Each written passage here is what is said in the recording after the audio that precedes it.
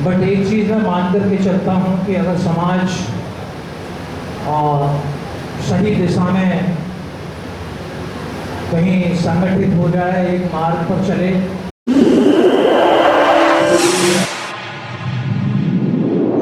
इस news channel पर जो भी वक्ता ने कहा वो उसकी अपनी राय है, जिसकी पुष्टि नेशन न्यूज इंडिया नहीं करता। धन्यवाद। तो इस देश पर अपना वजूद तो बना ही सकता है। जहाँ तक बात आती है धर्म की, मैं इस बात को 2-3 शब्दों के बीच में समेटने की कोशिश करूँगा। हम सब लोग अपने जीवन काल में धार्मिक बनने की कोशिश करते हैं। धार्मिक सब लोग अपना निर्वाण चाहते हैं, कल्याण चाहते हैं, और सब लोग किसी अदृश्य शक्ति भगवान की खोज में हैं। सब लोग इस खोज में हैं। साथियों, मेरा मानना है, मैं एक पुस्तक पढ़ रहा था विंसेंट पीले की। उसमें उन्होंने धर्म को परिभाषित किया है। धर्म क्या है? धर्म है, उन्होंने कहा है कि विचारों में अनुशासन लाने का माध्यम ही धर्म है। विचारों में अनुशासन लाने का माध्यम ही धर्म है। फिर मैं एक पुस्तक पढ़ रहा था गुरु नानक की लिखी हुई। उसमें एक सेंटेंस आया और उस सेंटेंस में ये था, अंग्रेजी में थी वो पुस्तक, कि you can not separate sugar from sand by being a man, but you can certainly do it by being an ant. आप रेत से चीनी को अलग इंसान बन के कभी नहीं कर सकते, मगर चींटी बन करके रेत और चीनी को अलग कर सकते हो। ये मेरी ये धर्म यात्रा यहाँ से शुरू होती है। और साथियों, अब बात आती है कि आखिरकार कौन सी बात है कि जो हमें करनी है। धर्म को व्यवहारिक तरीके से समझना बहुत जरूरी है। धर्म को परंपरागत तरीके से या अनुष्ठान के तरीके से समझने की आवश्यकता नहीं है। धर्म को आपको व्यवहारिक तरीके से समझने की आवश्यकता है। एक वाक्य जो मैंने बोला कि धर्म विचारों में अनुशासन लाने का एक माध्यम है। अब विचार कहां से पैदा होता है? विचार पैदा होता है आपके मन से, माइंड से, चित्त से। आपके चित्त, माइंड और मन से विचार पैदा होता है। अगर विचार आपका अनुशासित है, विचार आपका अच्छा है, विचार आपका कल्याणकारी है, तो आपके मुंह से निकलने वाले शब्द अनुशासित होंगे। आपके मुंह से निकलने वाली जो वाणी है वो अनुशासित होगी, वो कल्याणकारी होगी। मन जो कहता है वाणी वही करती है, और वाणी जो कहती है वो शरीर करता है। अगर आपके शरीर से वाणी अच्छी, मुख से वाणी अच्छी निकलती है, मुख से अच्छी अभिव्यक्ति होती है, तो आपके शरीर से होने वाला कर्म भी अच्छा होगा, अनुशासित होगा। और जिस दिन मनसा वाचा कर्मणा, मीन्स मन, वाणी और कर्म, ये आपके एक अनुशासन में, तालमेल में आ जाते हैं, तो आपका जो लोक व्यवहार है, आपका जो लोक व्यवहार है वो अनुशासित है। जिस दिन ये 4 चीजें अनुशासित हो जाती हैं, आप अनुशासित हो जाते हैं। संसार में हर व्यक्ति अनुशासित हो जाएगा। कोई किसी के अधिकारों का हनन नहीं करेगा, कहीं किसी के साथ अन्याय नहीं होगा, शांति स्थापित होगी, नर्क और स्वर्ग की कल्पना बंद हो जाएगी। तो साथियों, अब सम्यक संबुद्ध ने हमें एक मार्ग दिया, धम्म मार्ग दिया। अब धम्म मार्ग सम्यक संबुद्ध ने दिया। भाई 6 साल की तपस्या, हम कई बार यहाँ बहुत सारे लोग हैं जो विपश्यना के लिए जाते होंगे। कुछ लोगों ने 10 दिन की विपश्यना की होगी, किसी ने महीने भर की होगी, 10 दिन के ज़्यादा शिविर किए होंगे। तो उस विपश्यना के दौरान में कुछ लोगों को कुछ अनुभव हुए होंगे, और उन अनुभवों से गुजरने के बाद लोगों ने कल्पना की होगी कि हमारा ये 10 दिन का अनुभव है, 10 दिन का लाभ है, हमारा 1 महीने की अनुभव है, 1 महीने का लाभ है।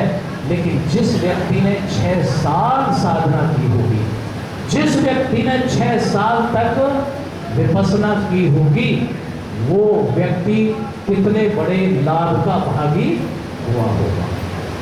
आप अंदाजा लगाइए, आप अंदाजा लगाइए। तो सम्यक संबुद्ध ने 6 साल उसी साधना में डूब करके कौन सी चीजों का निवारण किया कि भाई संसार में दुख है, दुख का कारण है, दुख का निवारण है, दुख निरोध अवस्था है, मीन्स निर्वाण की अवस्था है।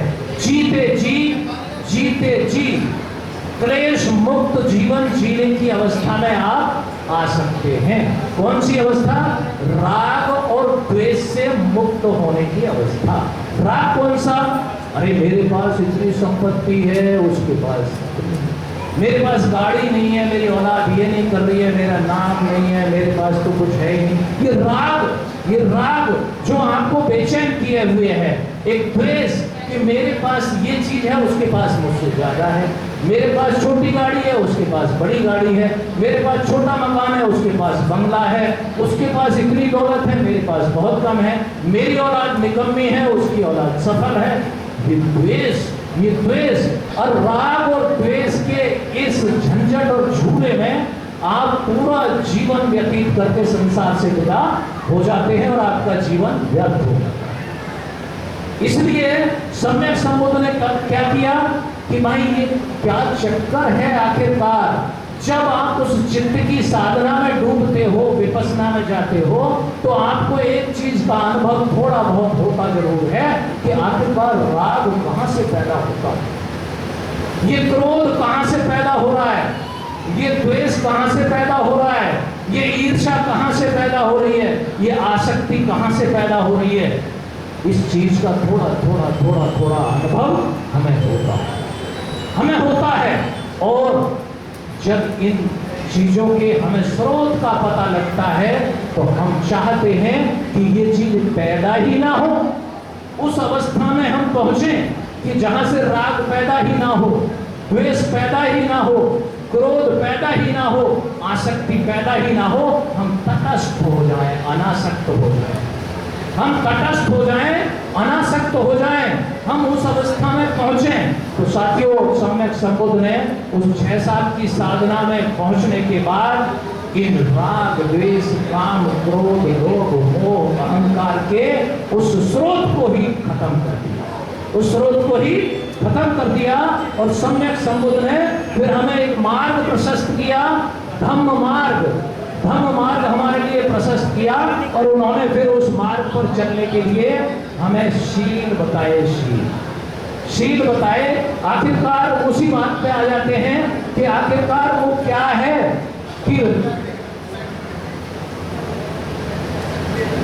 विचार को अनुशासित करना ही धर्म है। तो विचार को अनुशासित करने का मार्ग बुद्ध ने बताया, चित्त को शुद्ध करने का हमें ये धर्म बताया, मार्ग बताया, और उसमें ये शील बताए। इन शीलों के माध्यम से हम अपने बाह्य कर्मों को नियंत्रित करके अपने आप को संतुलन में ला करके अपने चित्त को शांत करके शुद्धिकरण की प्रक्रिया में जाते हैं। बहुत सारी बातें हैं कि जब आप चित्त के शुद्धिकरण की प्रक्रिया में जाते हैं तो आपका चित्त शांत होता है, आपके चित्त के जितने विकार हैं उनसे आप मुक्त होते चले जाते हो और एक ऐसी अवस्था में स्थापित हो जाते हो कि कौन सी अवस्था है वो, कि कौन सी अवस्था है ध्यान की उस गहरी अवस्था में कि जहां आपको ये पता लगता है कि क्षिति जल पावक गगन समीरा पंच तत्व से बना शरीरा, पंच तत्व से बना शरीरा। ये शरीर मीन्स ये शरीर नहीं, शरीर का मतलब है कि आपकी इन 5 इंद्रियों और 6 इंद्रियों के माध्यम से संसार में जिस भी चीज की उपस्थिति की अनुभूति आप लोग करते हैं वो शरीर, ये शरीर आप सब, ये बिल्डिंग, ये पेड़, ये छोटे से छोटे एक कोष की जीव से लेकर के विशालकाय जीव, ये पूरे प्रकृति की रचना, इस पूरी प्रकृति की रचना, इस पूरी प्रकृति की रचना को हम एक शब्द में क्या कहते हैं? क्षितिजल पावक गगन शरीरा, पंच तत्व से बना शरीरा। ये पूरा ब्रह्मांड इन 5 तत्वों से मिलकर के बना हुआ है, और 5 तत्वों से मिलकर के बनी हुई रचना को हम क्या कहते हैं? प्रकृति। क्या कहते हैं? प्रकृति। और सम्यक संबुद्ध ने अपनी साधना के माध्यम से जिस अवस्था को प्राप्त किया, जिसके कारण हम सम्यक संबुद्ध के नाम के पहले हम भगवान शब्द लगाते हैं, भगवान शब्द लगाते हैं। वैसे भूमि, कैसे गगन, वैसे वायु, ऐसे अग्नि और नैसे नीर, इन 5 अक्षरों से मिलकर के जो रचना बनती है वो भगवान, और इन्हीं 5 तत्वों से मिलकर के जो रचना बनती है वो प्रकृति। इसका मतलब प्रकृति ही भगवान है और भगवान ही प्रकृति है। प्रकृति ही भगवान है और भगवान ही प्रकृति है। अब सम्यक संबुद्ध जिस अवस्था में पहुंच गए तो उन्होंने देखा कि अरे जो अंदर है वो बाहर है, जो हवा अंदर है वो बाहर, जो अंदर है वो बाहर है, जो गर्मी अंदर है वही गर्मी बाहर है, जो भौतिक तत्व अंदर है वही भौतिक तत्व बाहर है, जो आकाश बाहर है वही आकाश मेरे अंदर है। इसका मतलब जो तू है सो मैं हूं, जो मैं हूं सो तू है। मतलब प्रकृति स्वरूपा बुद्ध बन गए। प्रकृति में और बुद्ध में कोई अंतर नहीं रहा। और जो व्यक्ति प्रकृति के साथ 100% तालमेल में आ जाता है, प्रकृति के अंदर कोई भी घटनाक्रम हो, यहाँ से 100 किलोमीटर दूर हो, 1000 किलोमीटर दूर हो, उस घटनाक्रम का 100% अक्षर सह ज्ञान उस व्यक्ति को हो जाता है, उस व्यक्ति को हो जाता है। कोई भी अगर भूकंप यहाँ से 1000 किलोमीटर दूर भी आएगा तो सम्यक संबुद्ध को उसका ज्ञान यहाँ हो जाएगा। कोई जीव अगर यहाँ से 1000 किलोमीटर दूर बनेगा तो सम्यक संबुद्ध को उसका ज्ञान यहाँ हो जाएगा। क्यों? क्योंकि ये प्रकृति अणु और परमाणुओं से मिलकर के बनी हुई है। इसको व्यवहारिक तौर से और बारीकी से समझें कि जब आपके पास एक मोबाइल होता है, ये मोबाइल, इस मोबाइल में एक नंबर फीड है, आपका नंबर फीड है, और उस नंबर की आप नंबर को डायल करते हैं और उस नंबर में से तरंग निकलती हैं, और उसी नंबर पर, उसी फ्रीक्वेंसी पर, उसी आवृत्ति पर वो जो तरंगे हैं वो अमेरिका में बैठे हुए आदमी के मोबाइल को कंपित कर देती हैं, और तब आपकी बात यहाँ बैठे बैठे अमेरिका से हो जाती है। क्योंकि ये सब अणु और परमाणुओं का खेल है। प्रकृति अणु और परमाणुओं से मिलकर के बनी है। तो इसलिए कि जब आपका वो चिंतन और आपका जो ध्यान है वो उस गहराई में पहुंच जाए कि आपके प्रत्येक शरीर के अणु और परमाणु तक की जानकारी आपको हो जाए, 7 कोटि बार आपके अणु और परमाणु कंपित हो और उसका ज्ञान आपको हो जाए, तो इसका मतलब है कि आप प्रकृति के साथ एक हो गए। इसलिए सम्यक संबुद्ध को हम भगवान कहते हैं। अब भगवान को कई उपमा दी जाती हैं। कौन सी उपमा दी जाती है? कि भगवान सर्वशक्तिमान है। भाई अगर कहीं भूकंप आ रहा है प्रकृति में तो कोई रोक सकता है उसे? कोई रोक सकता है? नहीं रोक सकता, क्योंकि प्रकृति सर्वशक्तिमान है। प्रकृति सर्वव्यापी है। जो यहाँ पर हवा, पानी, कण, जो भी तत्व, एक तत्व में जो भी यहाँ तत्व विद्यमान है वो प्रकृति के हर एक तत्व में वही चीज विद्यमान है। प्रकृति सर्वज्ञ है। भाई जो फूल प्रकृति खुशबू पैदा करती है वो आप फूल में खुशबू पैदा नहीं कर सकते। आप फूल बना सकते हो रंगीला, मगर वो खुशबू पैदा नहीं कर सकते। गेंदे के फूल की खुशबू अलग होगी, कमल के फूल की खुशबू अलग होगी, गुलाब के फूल की खुशबू अलग होगी। तो वो प्रकृति सर्वज्ञ है। हम तो कर्जदार हैं, प्रकृति से ज्ञान हासिल कर रहे हैं, हम प्रकृति को कॉपी कर रहे हैं हम। तो इसलिए प्रकृति सर्वज्ञ है। प्रकृति अनादि है। कहां से प्रकृति शुरू होती है, कहां अंत होता है, किसी को पता नहीं। अनंत है। कहाँ अंत हो जाएगा प्रकृति का किसी को पता नहीं। तो इसका मतलब प्रकृति के पास जो उपमाएं लागू होती हैं वही उपमाएं भगवान को लागू होती हैं। इसलिए भगवान ही प्रकृति है और प्रकृति ही भगवान है। अब हमें किस चीज के लिए तालमेल बिठाना है? हमें तालमेल बिठाना है प्रकृति के साथ। सबसे गहरी दोस्ती गांठनी है प्रकृति के साथ। प्रकृति का मतलब प्रकृति के प्रत्येक जीव, प्रत्येक रचना के साथ हमें तालमेल बिठा करके चलना है, सम्यक बनना है। प्रत्येक वस्तु के साथ एक सम्यक व्यवहार करके हमें चलना है। और जब हम ऐसा करके चलेंगे तो हम धार्मिक हैं। हम धार्मिक हैं। हमें कहीं पूजा पाठ करने की आवश्यकता नहीं, हमें कोई अनुष्ठान करने की आवश्यकता नहीं, कोई तीर्थ यात्रा करने की आवश्यकता नहीं। जिस कुदरत, जिस धर्म और जिस भगवान की आप कल्पना करते हो वो आपके पास है, वो आप में है। आपको सिर्फ खोजने की आवश्यकता है। इसलिए साथियों, आज मैं बुद्ध पूर्णिमा के अवसर पर साथियों को बहुत सारी बातें होती हैं। जिस दिन एक समाज ने अपने संस्कार, अपनी संस्कृति, अपनी संघर्ष से सत्ता स्थापित कर ली, वो समाज अपना वजूद कायम कर लेता है, वो हुक्मरान बनता है। इसलिए अपने संस्कार, अपनी संस्कृति और अपनी सत्ता स्थापित करने का सतत प्रयास करते रहिए।